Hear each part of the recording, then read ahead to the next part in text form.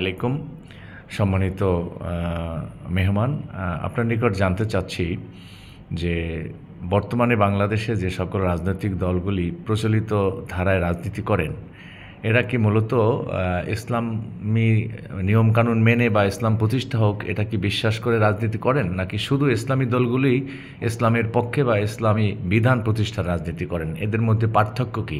সাধারণ মানুষ এই দল থেকে রাজনীতি করলে তাদের দুনিয়া এবং আখেরাতে কী ধরনের ক্ষতি হতে পারে, বিস্তারিত একটু বলবেন।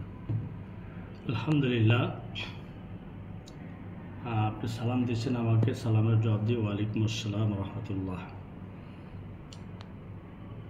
আসলে মানব জাতিকে আল্লাহ রাব্বুল আলামিন কী উদ্দেশ্যে পৃথিবীতে প্রেরণ করেছেন, আগে আমাদেরকে সেটা জানতে হবে।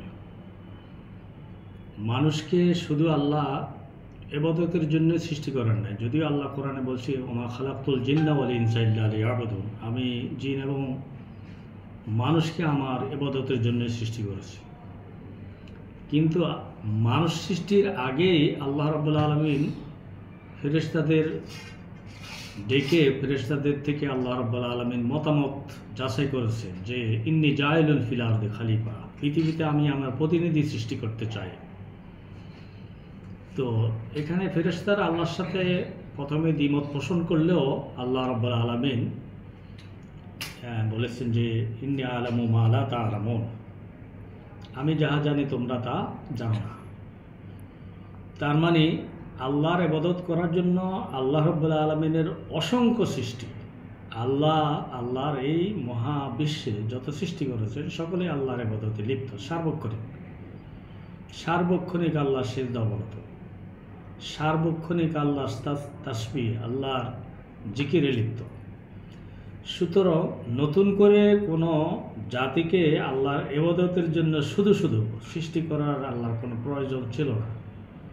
তো মানুষকে আল্লাহ রাব্বুল আলামিন তার প্রতিনিধির দায়িত্ব দিয়ে, খেলাফতের দায়িত্ব দিয়ে এই জন্যই সৃষ্টি করেছেন যে আল্লাহ রাব্বুল আলামিন যে পুরা বিশ্বের মালিক, এ পুরা বিশ্বের হুকুম একমাত্র আল্লাহ রাব্বুল আলামিনের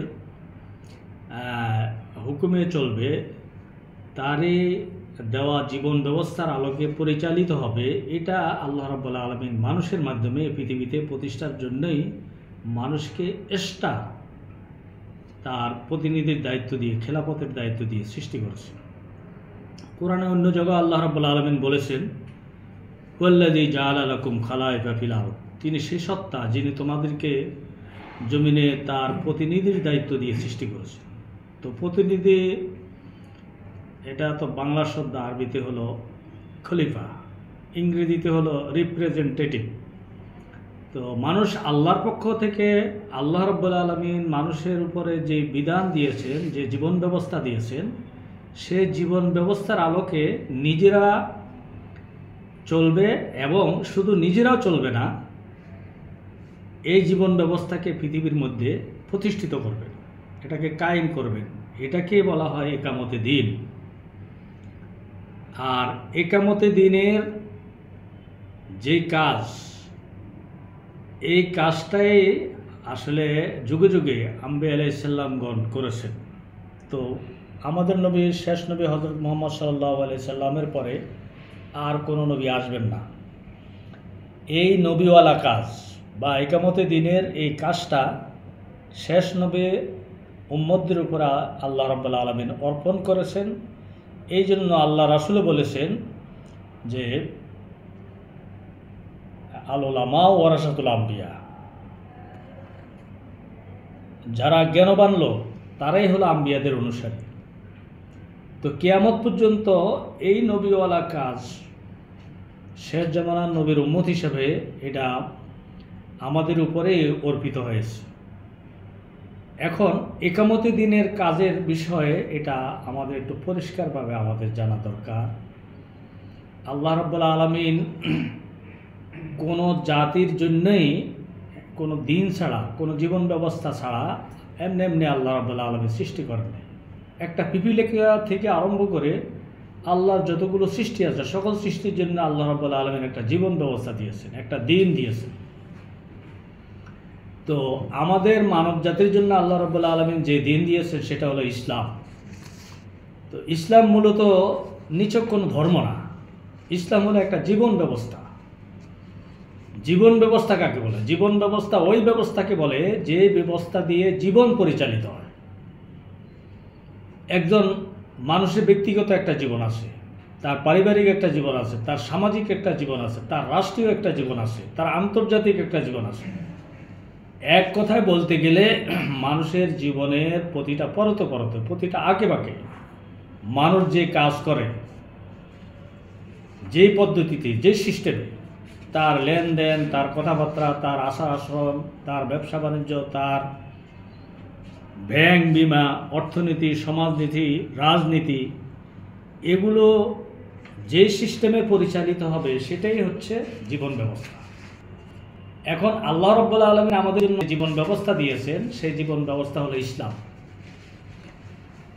তো ইসলামকে আমরা এখন নিছক একটা ধর্ম হিসাবে মনে করি নিজেরা। এটা শুধু আমরা যারা কোরআন সুন্নাহ সম্পর্কে আমাদের যাদের জ্ঞান কম তারা না, আমাদের অনেক বড় বড় আলেমরাও ইসলামকে ধর্ম বলে।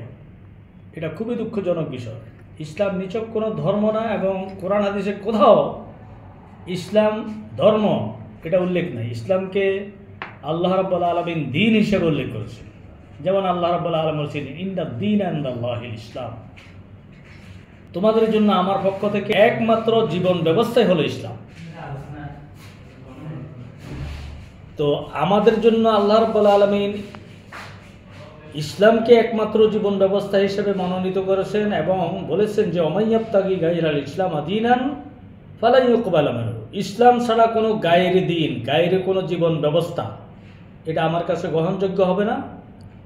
যে ব্যক্তি বা যে কেউ, যে গোষ্ঠী, যে দল ইসলাম ছাড়া কোনো গায়ের জীবন ব্যবস্থাকে গ্রহণ করবে, সেটার পরমাবর্তারি করবে, সেটার অনুসরণ করবে, সেটাকে প্রতিষ্ঠিতের জন্য প্রচেষ্টা করবে, আল্লাহ রাব্বুল আলামিন বলেছে ওয়াহুয়া ফিল আখিরাতি খাসিরুন, পরকালে সে বঞ্চিতদের মধ্যে অন্তর্ভুক্ত হবে, ক্ষতিগ্রস্তদের মধ্যে অন্তর্ভুক্ত হবে। তো ক্ষতিগ্রস্ত মানে কি? পরকালে যে ক্ষতিগ্রস্ত হবে তার মানে সে জান্নাত থেকে বঞ্চিত হবে, আর জান্নাত থেকে যে বঞ্চিত হবে সে জাহান্নামে যাবে। আর জাহান্নামে যারা যাবে তারাই ক্ষতিগ্রস্তদের মধ্যে অন্তর্ভুক্ত হবে।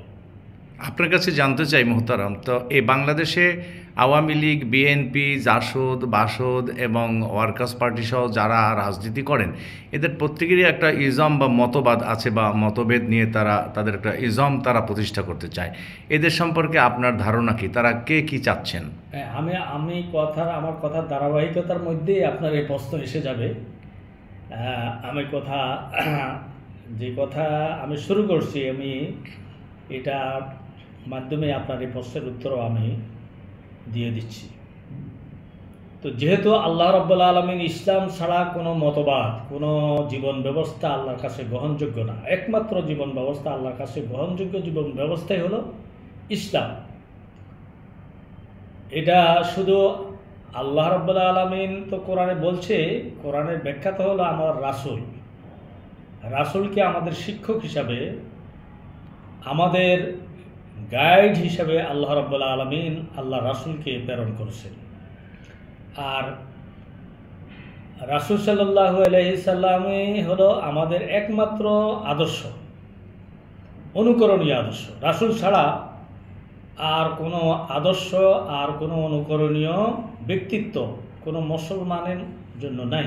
সেটা আপনার কার্ল মার্কস হোক, সেটা মাও সেতুং হোক, সেটা লেনিন হোক, সেটা আপনার যে কোনো মানুষ ব্যক্তি হোক না কেন, এবং ব্যক্তির কোনো মতবাদে হোক না কেন। কারণ ইসলাম আল্লাহ রাব্বুল আলামিন দিয়েছেন আল্লাহ রাসূলের মাধ্যমে। আল্লাহ রাসূল আল্লাহর পক্ষ থেকে হুবহু আল্লাহ যেভাবে দিয়েছেন সেভাবেই এটা মানব জাতির কাছে পৌঁছিয়েছেন। এটা স্বীকৃতি তো আল্লাহ রাব্বুল আলামিন আবার দিয়েছেন। রাসূল সাল্লাল্লাহু আলাইহি সাল্লাম যে ইসলামকে হুবহু আল্লাহর পক্ষ থেকে আল্লাহর দেওয়া এই জীবন ব্যবস্থাকে আল্লাহর সিস্টেমে, আল্লাহর দেওয়া মানে নিয়মের আলোকেই পুঙ্খানুপুঙ্খ করে পৌঁছিয়েছেন, সেটা আল্লাহ রাব্বুল আলামিন এটা বিদায় হজ্জের ভাষণে কোরআন আয়াত নাজিলের মাধ্যমে আল্লাহ রাসূলকে সেটা আল্লাহ জানিয়ে দিয়েছেন যে আল-ইয়াওমা আকমালতু লাকুম দীনাকুম ওয়া আতমামতু আলাইকুম নি'মাতি ওয়া রাদিতু লাকুমুল ইসলামা দীনা। আজ আমি তোমাদের জন্য ইসলামকে পরিপূর্ণ করে দিলাম। ওয়া আতমামতু আলাইকুম নি'মাতি, আমার এই নিয়ামতকে আমি তোমাদের জন্য পরিপূর্ণ করলাম। ওয়া রাদিতু লাকুমুল ইসলামা দীনা, এবং এই ইসলামকে তোমাদের জন্য একমাত্র জীবন ব্যবস্থা হিসেবে আমি মনোনীত করলাম। এখানেও আল্লাহ রাব্বুল আলামিন যে মানে ইসলামকে একমাত্র জীবন ব্যবস্থা হিসেবে মনোনীত করেছেন, সেটা আল্লাহ রাব্বুল আলামিন স্বীকৃতি দিয়েছেন। আর আল্লাহ রাসূল যে এই ইসলামকে পূর্ণাঙ্গরূপে প্রতিষ্ঠিত করেছেন এবং এটাকে আপনার পূর্ণাঙ্গ রূপ দিয়েছেন, সেটা আল্লাহ এই কোরআনের এই আয়াতে আল্লাহ রাব্বুল আলামিন স্বীকার করেছেন।